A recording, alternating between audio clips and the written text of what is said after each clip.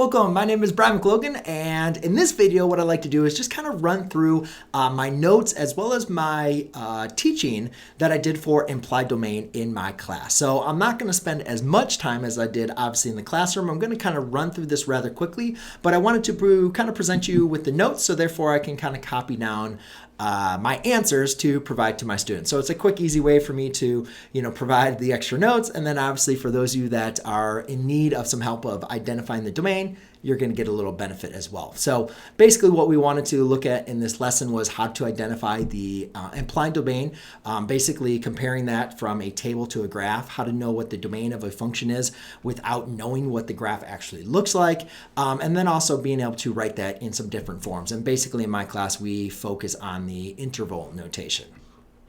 So I started the lesson with the students just basically working to evaluate functions.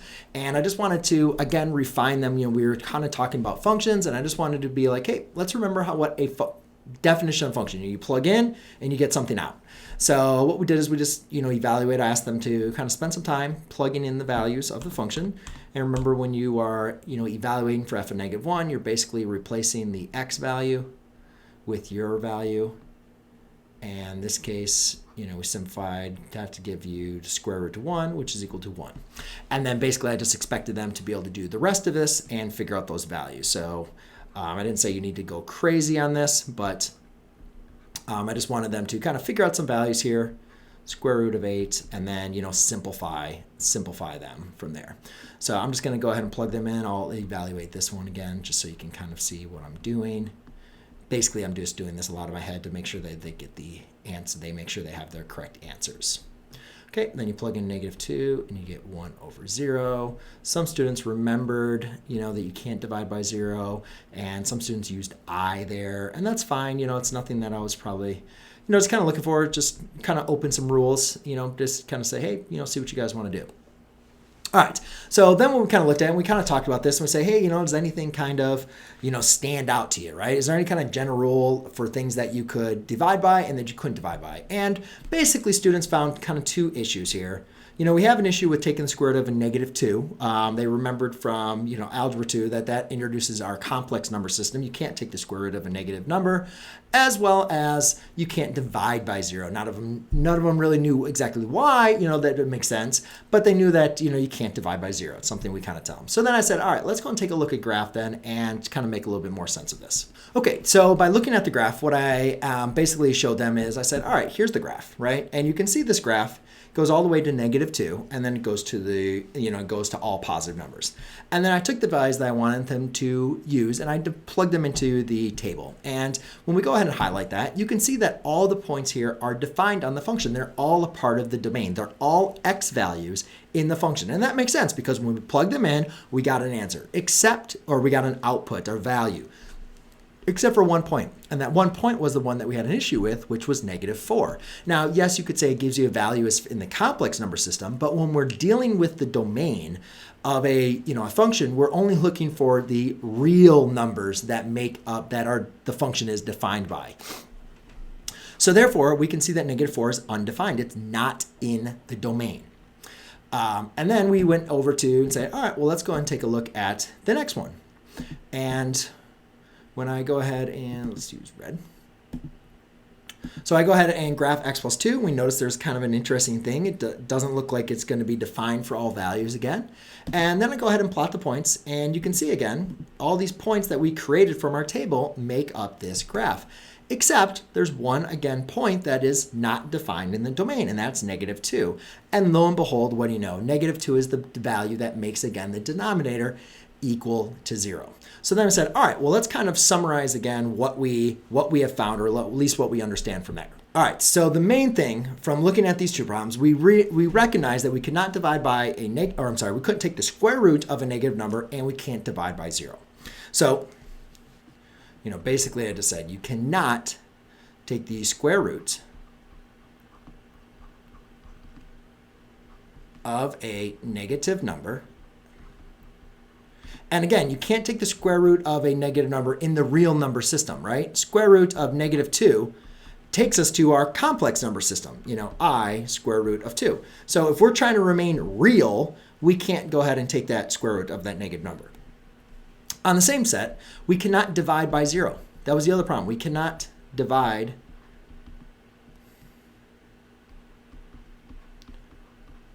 all right? And because dividing by 0 implies that we can multiply something to give us a value, multiply something by 0 to give us a value. For instance, if I had 6 divided by 2, that equals 3. Well, that means that 2 times 3 is equal to 6. So therefore, if 6 divided by 0 gives us some number a, well, then we know that 0 times some number a has to equal 6. And I think hopefully it makes a little bit more conceptual sense that 0 times anything is going to be 0. It's not going to be some number 6 or anything else. So we cannot take the square root of a negative number and divide by 0. Those are the two things that I wanted students to come away by looking at the graphs. So then I said, all right, let's go ahead and look at the domain of some other ones that we didn't do. And I kind of gave the students a little bit of time and just kind of look at these graphs and be able to see, can you determine the domain? And a lot of students kind of got a little frustrated and confused because they're like, I have no idea. I don't know what these look like, because we're trained to figure out what is the graphs. Well, I quickly kind of pointed out to them that, once we look at these graphs that, hey, we're not, the only problem that we have so far that we've been taught is you can't divide by 0 and you can't take the square root of a negative number. So if you don't see those two instances right now, then you don't need to worry about, there being a restriction on the domain. So that kind of opened things up. A lot of students got this one right anyways. They knew that this was a line and that the domain was going to be, all real numbers. However, this is a polynomial that they didn't know what they looked like. But again, you're not taking the square root of a negative number. You're not dividing by 0, all real numbers. Notice that this is the cube root, not the square root. It has an odd index, not an even index. And so as long as you have an odd index, you can include negative numbers. It's actually going to be defined for all real values. It's only the even root is where we're going to have a domain restriction of positive numbers, or making the radicand to be positive. So again, this was an example of all real numbers. And my favorite was the e to the pi to the x minus 1. Nobody had any idea what that graph was going to, look like, even though it's really not that crazy. But, again, if we just go back to what is it that makes up that function, we can realize, again, this is going to be all real numbers. So therefore, then we kind of just looked at this and saying, all right, well, what if we look at this, if an easier way might be able to see, well, what numbers cannot be in the domain, right? And we recognize this again is going to be all real numbers. The only number that's not going to work here is 1, because 1 is the value that does not make up the domain. So I'm going to write this as a set, all real numbers, and then I'll just say x cannot equal 1. And then we looked at this one and say, well, again, you got to be careful, because a lot of students always want to think negative, negative. It can't be negative numbers. But again, if you look at this, any negative number actually works, because your 2 minus a negative is going to turn it to a positive. And so what we found out, though, is this actually looks like, negative 1 works. Negative 2 works. But if we get to like a positive 1, that works. Positive 2 works. But anything larger than 2, for instance 3, makes the domain negative. So we think about this to say, actually, the domain in this case, the numbers that are going to make my radicand positive are going to be all negative numbers all the way up to positive 2. So we can basically say here that my domain is going to be all x values less than or equal to 2. Right? As long as it's 2 or smaller, meaning all negative numbers, that radicand is going to be positive. And then the last one, I just wanted to kind of have some fun. I mean, you guys can show on it. We also talked about two other domains that are going to be restricted that we'll discuss in this class, is tangent and the logarithm function. But obviously, we're not going to spend too much time with their domains, at least in this first day. So then we went ahead and just went and talked about the domain of functions, how it's related. Again, you can't divide by 0 and you can't take the square root of a negative number. And then we talked a little bit about implied domain. Really kind of my main point, guys, is, if you have a graph that looks like this, you can identify the domain here. Basically, the domain is all real, how far left the graph goes, how far right the graph goes, not including if there's any discontinuities or anything like that. But so you can look at the graph and, you just identify the domain from there. Well, let's say we didn't know that was the graph of absolute value. So the implied domain is basically assuming that there's no discontinuities that we're aware of or no other external restrictions, then the implied domain is just going to be the implied domain of the function. And again, the really only two restrictions that we're introducing in this chapter, or at least in this section, is you can't take the square root of a negative number and you cannot divide by 0. So since the absolute value of x does not include either of those restrictions, the implied domain would be all real numbers, right? And then sometimes, sometimes we talk about the domain just of like a graph, or, sometimes we could also add a restriction to it. We could say absolute value of x where x is going to be greater than 0. Well, now, even though the implied domain of absolute value of x is all real numbers, but now it's being restricted. So you can add a domain restriction onto an equation, and that's something that we're going to be doing, rather soon. But the implied domain is basically going to be just the restrictions or the implied restrictions of the equation. And the two common implied restrictions that we are going to refer to, again, just today, is going to be taking the square root of a negative number and dividing by 0. All right, so then I go ahead and rephrase that again for the students to really make sure we drive this home. This is what we are going to be working on today, not really working about the logarithm and the tangent. Then we went into some examples, and I just wanted to remind students about how to graph using inequalities, the difference between a closed circle. So at -2, that is a closed dot, and all values that are greater than -2. And then an open dot. So let's just see, let's say 1, all values less than 1. Compound inequalities. A lot of students had this. They did this all right. We have -3, and then we went to like 5. And they know that x is greater than -3, but less than or equal to 5 was all those values in between. X is less than -1 or x is greater than 1. So therefore, that would be x is less than or equal to, or that's -1, or x is greater than 1. Open circle. Okay, so the main important thing is, main thing here is really what I wanted to remind them from Algebra 1 is remembering when a point is closed or compared to open. And then also I really want to talk about the or and the and, because a lot of students remember the compound inequality. They don't remember if that's an or an and statement, but they can do it. So, one thing I mentioned to them was, understanding that or is inclusive. It's one or the other or both. And is only dealing with the intersection. And that's very important because when we deal with this next example here, x is less than or equal to 1. So let's go to, let's say here's 1.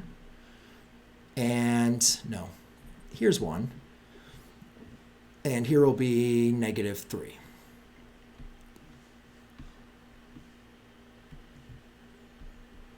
Okay, so x has to be less than or equal to 1. So I'm just going to kind of do this up top.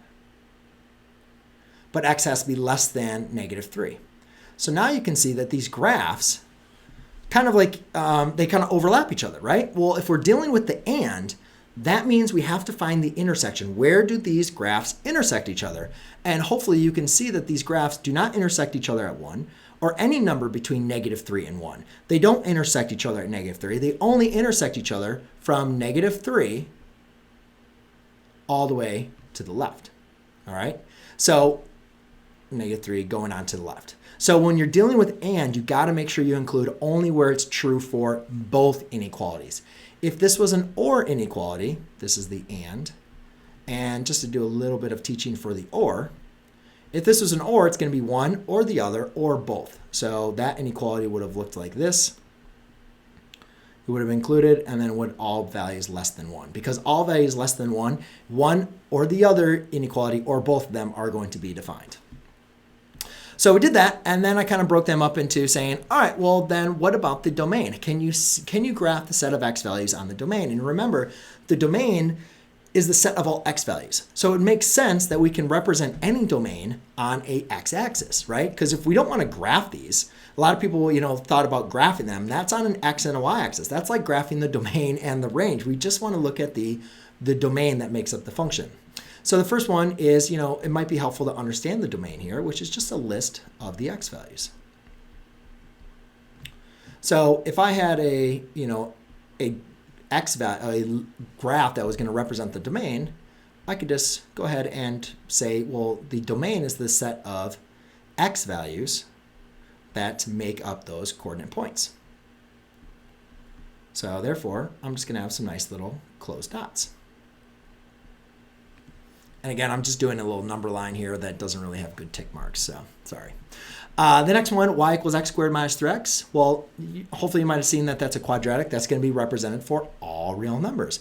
Also, there's no domain restrictions, right? There's no that we've talked about as far as dividing by 0 or taking the square root of a radical. So that's going to be represented by all real numbers. And then we kind of looked at these and we say, all right, well, for the next one, we know that there's a restriction of you can't divide by 0. So what number makes my denominator equal to 0? And we say that was -3. And so again, since -3 is not defined, we needed a way to represent that undefined value, and we use a open circle there. But besides that, it's for all real numbers. Now here's where I introduce students to interval notation. Rather than using set notation, or anywhere else to describe them, basically what I said is, let's go ahead and write the domain as an interval of how far left to how far right for this graph. So what I basically said was, when you take a domain, you write it something like this, you can basically say, let's find the domain from the left side and the right side. So on the left-hand side, we're going from, the domain is from -infinity to 0. Now, -infinity is not defined, so it's an open parenthesis, and 0 is not defined, so it's an open parenthesis. And then to the right of the undefined value, we have 0 to infinity. But again, 0 is not defined, so we're using parenthesis and infinity. So I write the domain here as -infinity to 0, union 0 to infinity. And this is where I kind of taught them again from there. Over here, you can see a lot that's going on outside of the function. But again, guys, that's not making any impact on the graph. The only thing we are concerned about is what is making my denominator negative, my radical negative. And that's going to be all negative numbers because obviously we're not adding or subtracting anything from there. So therefore, I'm just going to start at 0. I can have 0. 0 can be a defined value, but it's going to be all values to the right. Now, since 0 in my domain is defined, I'm going to use a bracket, right? So now we take into the consideration on interval notation to include a value, we're going to use a bracket. So that'd be 2 to infinity. And I didn't ask students to come up with the domain because we didn't really talk about how we did it. We just a lot of times verbalized it. So now here I'm introducing them to how to use basically interval notation. And the last one here is, we have x square root of x plus 3. So we know that the values need to be larger than 0 under the radical. And we can't divide by 0. Well, obviously we say, well, what number is going to make our denominator equal to 0? Well, that's going to be obviously 0, right? So that's going to be an undefined value. And then we say, what numbers are going to make this, positive? From what range of numbers? And I think hopefully you guys agree that all numbers that are at -3 above are going to be defined for that function. So we say from -3, that's going to be defined, and then everything to the right. Well, this is an example of a and inequality. You can't say all numbers to the right now including 0 because we know 0 doesn't work because it makes the denominator equal to 0. So when we have more than one, we have to find the intersection. It has to be true for both of them, not one or the other. So therefore, this domain is from -3 to 0, and then from 0 to infinity. So if I was going to write my domain here, I would write it as -3, that's not a -3, -3 to 0, union 0 to infinity. And that was the domain. I don't know why I wrote it over there. So -3 to 0, union 0 to infinity. All right, so then I kind of talked with them as far as the process of, finding of radical functions. Obviously, as you start doing some problems, you can get some little tricks. The main important thing I wanted them to understand is there can be a lot of fluff on the outside. It doesn't really matter what is outside of the radical. When you're dealing with a radical function, the only thing you care about is setting the radicand greater than or equal to 0. The rest of the stuff is not going to impact the domain. So you can just, not let that distract you. And if you want to graph it, that's fine. But, now also I start kind of getting away from the graphing portion. And I just say, guys, if you know what values are greater than or equal to -5/2, let's go to the right. And then we just kind of, go from there. I said, all right, forget about the rest of the stuff. Just go ahead and, graph, take that radicand out. So now let's just go ahead and look at a couple examples here that I can work in with you guys. So again, for each one of these, I'm going to just follow this process. I'm going to set the radicand greater than or equal to 0. I'm going to solve. Again, when something's greater than 0, that means it's positive, and that's the values that I want to find. What are the values that make the radicand positive? And then I'm going to graph it, and then you can go ahead and graph the domain based on that. Now, for the sake of kind of time, and since I've already kind of done these, I'm not going to go ahead and graph every one of these, but I am going to set them all up to, I'm going to set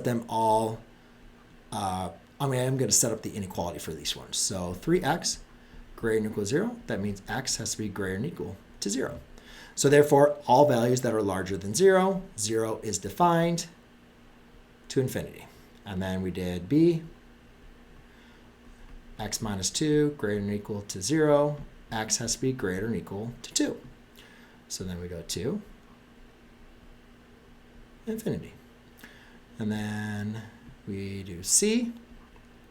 In this one we have 2x minus 6 greater than or equal to 0. In this one you have a little bit, two-step, add the 6 to the other side, divide by 2, but x has to be greater than or equal to 3. So hopefully you kind of recognize like a little bit of a pattern here. Basically our values are always going to be defined, and and you just basically go ahead and solve. It doesn't matter what's on the outside, if you're adding, if you're multiplying, or if it's a negative. It doesn't matter. Just take the quantity inside. Now, there are some different problems here where this gets changed. It's not always going to follow the pattern of a number to infinity. So we look at the next example, D here. When I put my 4 minus x is greater than or equal to 0, well, when I go ahead and go back to solve, we got to go back to remember our algebra 2 days, or in algebra 1 days actually, that when you multiply or divide by a negative number, you have to flip the sign. So now x is going to be less than or equal to a positive 4. So now we got to think, well, all the numbers that are going to be less than or equal to negative 4, that's going to go all the way down to negative infinity to positive 4. So that actually gets reversed. And then the last example is one that we recognize is completely different. That's a quadratic. It's not even the same, radicand. All of these radicands here are linear. This one's a quadratic. So we got to be careful using the same algebraic process to understand this.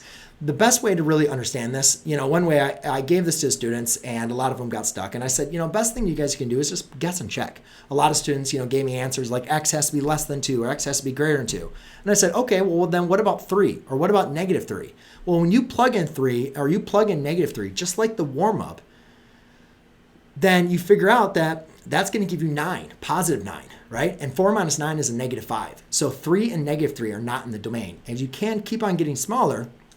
You can figure out this domain just by using guess and check methods to be between negative 2 and 2. So if you get confused or get stuck, remember, we can identify domain at least by, think about values that are going to make that function make sense. Now, there is a way that we can visualize this to make it a little bit understanding. And that comes into understanding what the graph 4 minus x squared looks like. And we can do that by rewriting this. And hopefully you guys recognize now that the graph opens down and has a vertex of 0, 4. Then, also in Algebra 2, we learned that we can find the zeros, or the x-intercepts, by setting the function equal to 0 and solving, and you can see that these two values that, by solving or identifying those values are going to be between negative 2 and 2.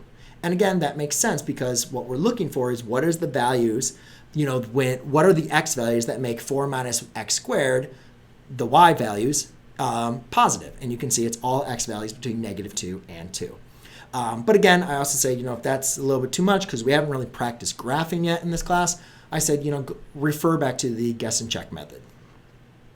And then we went ahead and looked at rational functions and again, kind of talked about the rational functions. Now, if you remember for the square root functions, that could always say it's all these numbers that, make the radicand 0.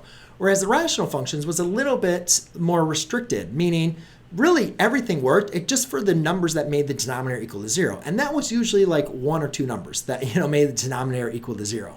So that was important because rather than trying to find all the numbers that work for the domain, for these examples, it was easier to find the values that were not in the domain. So that's why we set the denominator equal to 0 and we solved. The solutions to that equation are not included in the domain. So basically the domain is all real numbers except the values that make the denominator equal to 0.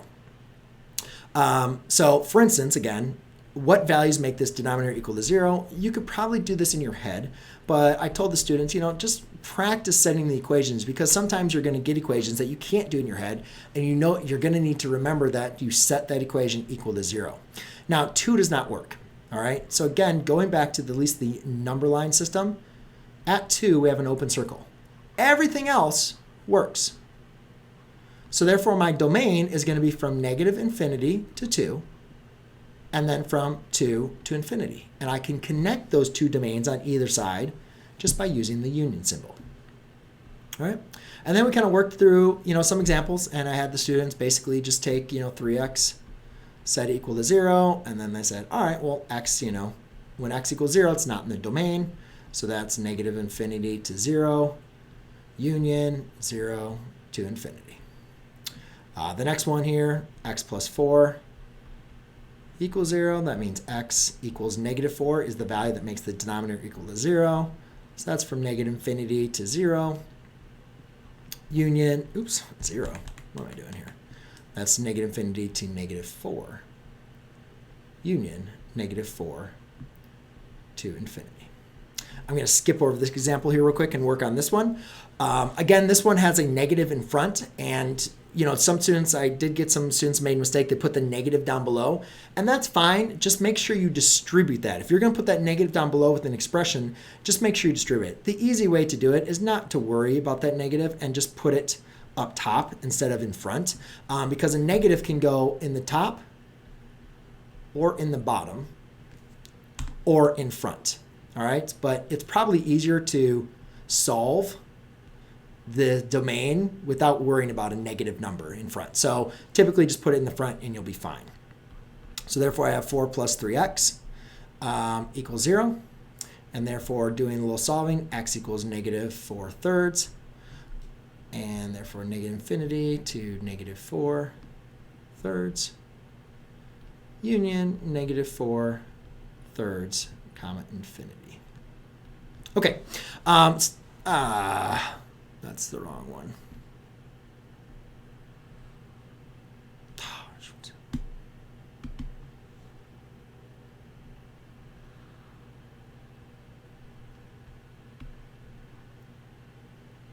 There we go. All right. Now, if we look at this one, what we recognize here is a product equal to 0. And that's important because that's a little bit different process than what we just did.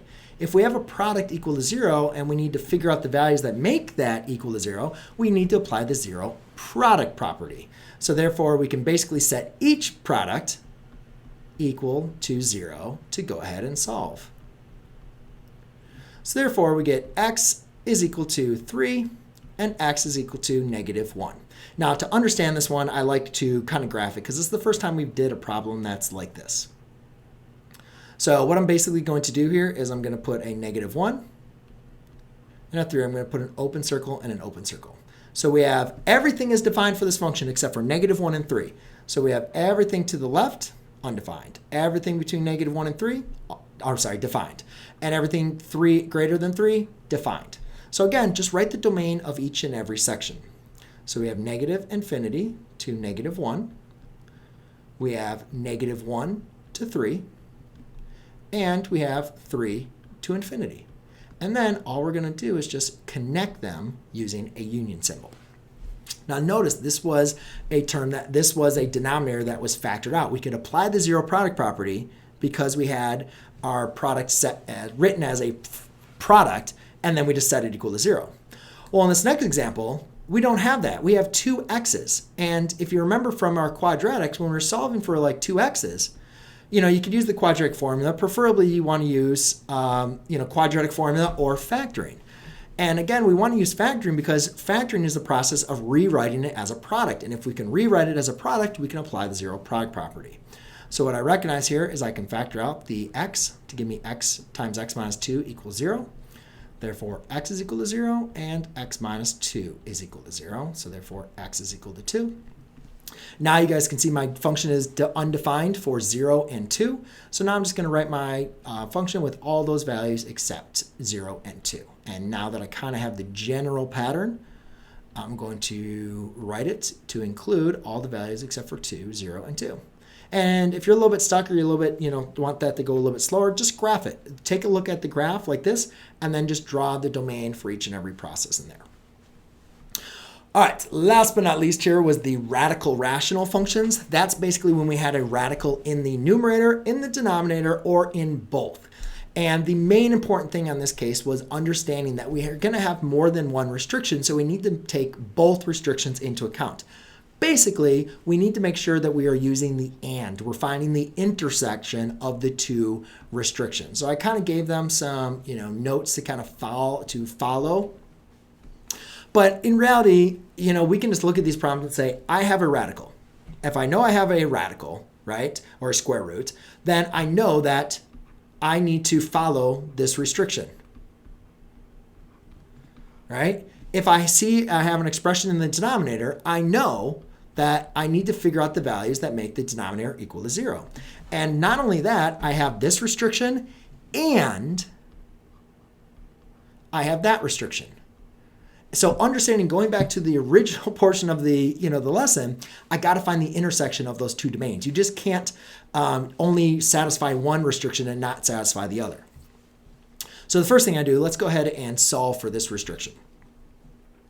So what I'm going to do in this case is I'm going to take, instead of solving, isolating the x, I'm going to add an 8x. To both sides. So I have a 2 is greater than or equal to 8x. I'll divide by 8. And then I'll have a 1/4 is greater than or equal to x. And then I can just rearrange that as x is less than or equal to 1/4. Over here, I know that x is going to equal -3, makes the denominator equal 0. Now this was kind of confusing. These are the values that are defined for the function, and this is the function that's not defined for the function. So the main thing here is, can you write the domain for both of those, right? So I know that at -3, my function is undefined. And then also I know that my function has to be less than or equal to 1/4. So it can be defined for 1/4, but it's going to be all values to the left of 1/4. Well, again, we're looking for the value of the function where it's the intersection. So we say, well, even though this is defined for all real values except for -3, and this is defined for all values that are just less than 1/4, the only values where my function is defined for both of them, right, the intersection of these two domains is going to be from -infinity to -3. -3 is not defined, so I'm going to use parentheses, and then union from -3 and then all the way up to 1/4. That's the only time, these are the only intervals where both of these inequalities are, those domains are the same, or are defined for the same values. The next one, what you guys can see, is I have a square root of x plus 3 in the denominator. Now this is interesting because typically if you see that radical, you say, oh, well, x plus 3, is greater than or equal to 0. But then you think about it a little more and you say, well, it can't be equal to 0. It just has to be greater than 0. And because if it's equal to 0, it makes the denominator 0, which we know cannot happen. So all we need to do when we have a radical in the denominator to satisfy this inequality is just make it x plus 3 is greater than 0. So now I have x is greater than -3. Okay. So x is going to be greater than -3, and I can go ahead and graph that. So I just say -3, open circle. So it's going to be -3 to infinity. And last but not least, guys, is when now we have two, again, radical expressions. So I need to now kind of basically take both into consideration. I need 2 minus 8x. It needs to be greater than or equal to 0, just like my kind of first problem. And x has to be greater, or x plus 3 has to be greater than 0, just kind of like my last problem. And now I basically need to find the intersection. Now, the nice thing about doing this is we already kind of have these values. X has to be less than or equal to 1/4, and x has to be greater than -3. So let's just go ahead and graph this, so therefore we can kind of see what's going on. So we have x is greater than -3, and we have x has to be less than or equal to 1/4. So that's just going to be all values in between, right? I mean, you can see if I was to intersect those, the intersection is only going to be between those -3 and 1/4. And you can actually write that as a compound inequality if you wanted to, but we're not interested in that. That's the old school days. We're just going to work on identifying the domain. Make sure you understand that -3 is undefined for this function, right? Because that makes the denominator 0, so that's why we use a parenthesis. 1/4, though, is defined. All right, and then I just kind of gave them some problems. And I said, all right, guys, I basically have, basically let's go ahead and work on identifying these. And we ran out of time, so I said I would work through these examples to kind of help you through them. So in this case here, we kind of look at our both restrictions. For the radical, I know x needs to be greater than or equal to 0. And I know x cannot equal, positive, or let's just, when x equals 4, that's not in the domain. So let's see here. If I was going to graph this, x cannot equal 4. That's an open circle. But x has to be greater than or equal to 0. Okay, so I can write my domain here to be 0 to 4, union 4 to infinity. Let's go ahead and do B. So B, now I have another one with the radical in the numerator. So I again have, let's see, x has to be greater than -3. And then this one's kind of interesting. We have x squared plus 3 is equal to 0. Well, that is defined for all real numbers. There is no real number that makes that denominator equal to 0. So the only thing we need to be concerned about is for x values that are greater than -3. Because this is going to be x squared is equal to -3, which is going to be all positive numbers is going to make that true. So therefore, I just need to figure out the values that are going to be greater than, open circle, -3. So that's going to be -3 to infinity. All right, for C, we have 2x plus 3 has to be greater than or equal to 0. Therefore, x has to be greater than or equal to a -3/2. And then we have this quadratic here. So it doesn't look that much fun. But what we can do, guys, is just, again, set it equal to 0, right? Because we want to find the values that make my denominator equal to 0. Set it equal to 0, and then factor it. So factoring form is going to be x minus 6 times x plus 1. By applying the 0 product property, setting each factor equal to 0 and solving, we get x is equal to 6 and x is equal to -1. So to draw this on a number line here, we have -1, it cannot be, and 6, it cannot be. Right? Those are two values that make the denominator equal to 0.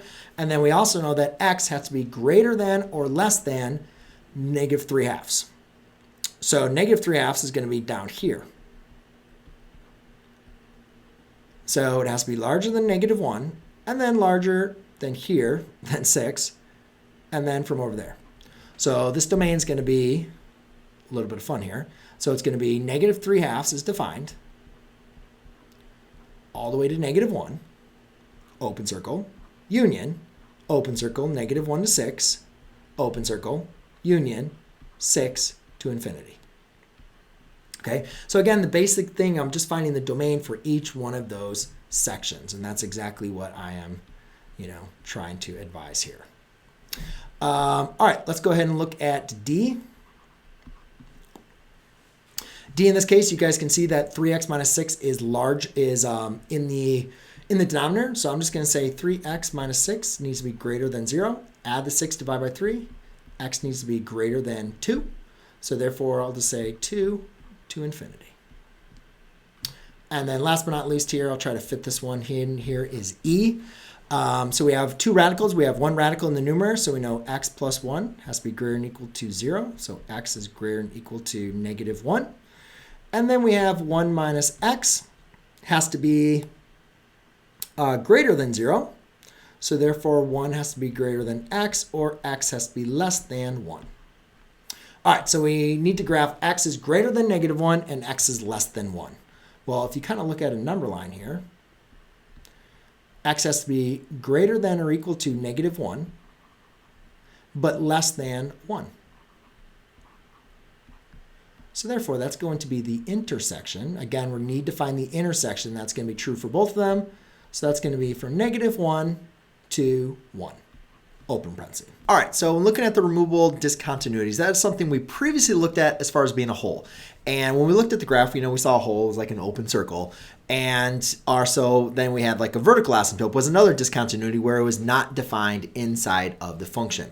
So another thing, when we're looking at a graph, it's kind of obvious to identify, is it a hole or is it a vertical asymptote? But remember, everything that we're doing in this, class period really is looking at functions without really knowing what the graph looks like.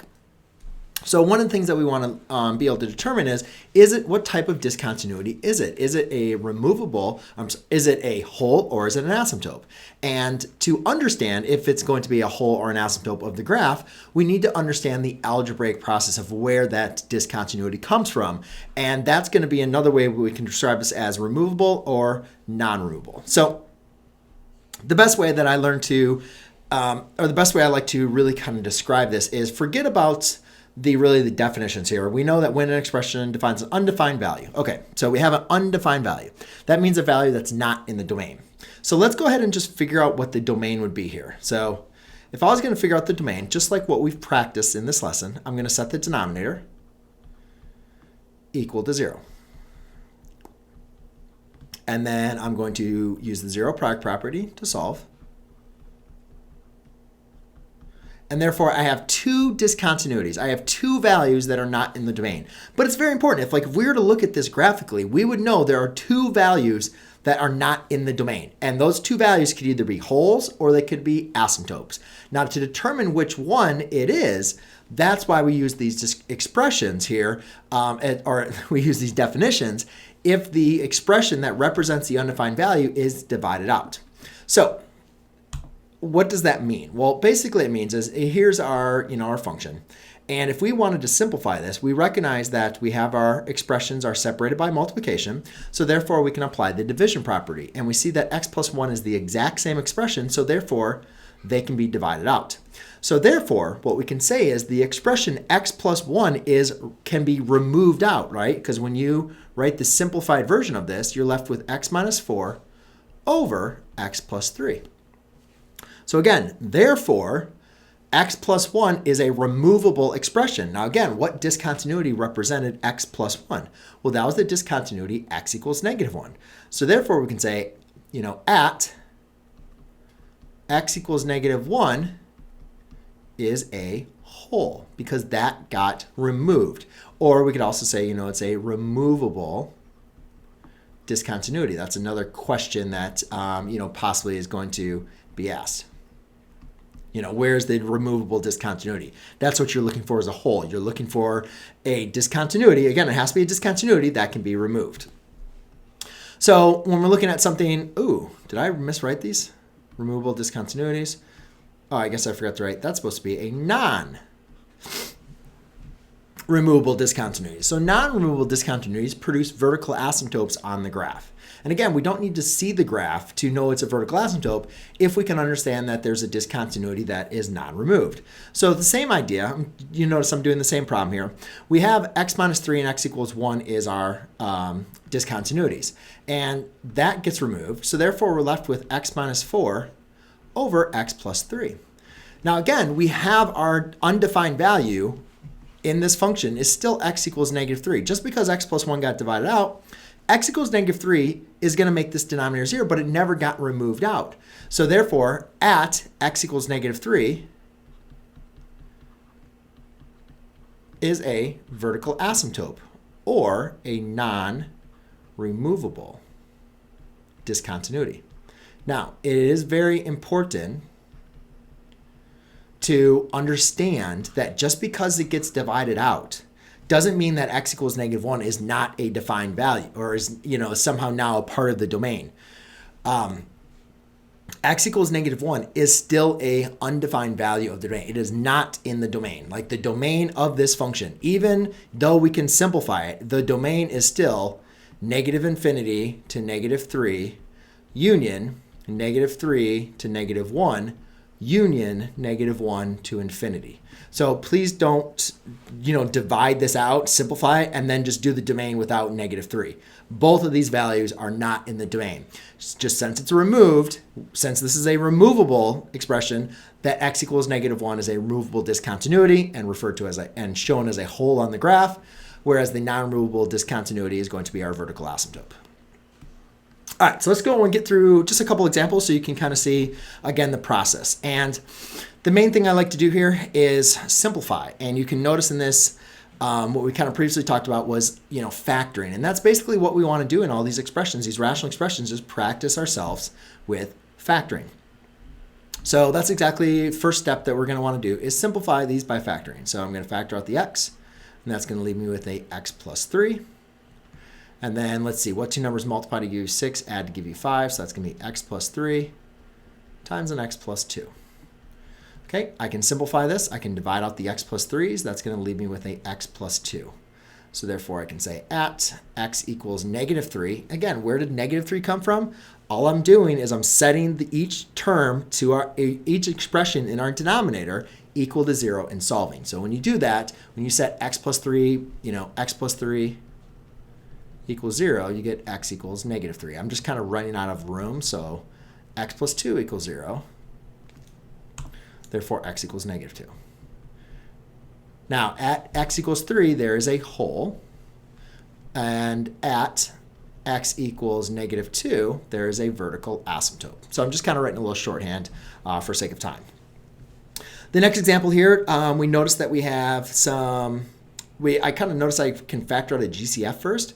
So I'm going to factor out a 3, and that's going to be with an x squared minus 4 all over a 3 times x plus 2. Well, I can still factor the numerator to difference of two squares. And then my denominator here to 3 times x plus 2.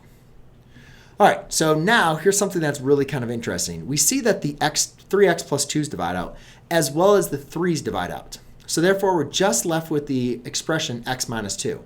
So that means x plus 2 gets divided out, right? So when x plus 2, what, discontinuity refers to x plus 2, that's going to be at x equals negative 2. So at x equals negative 2, there is at x equals negative 2, there is a vertical asymptote.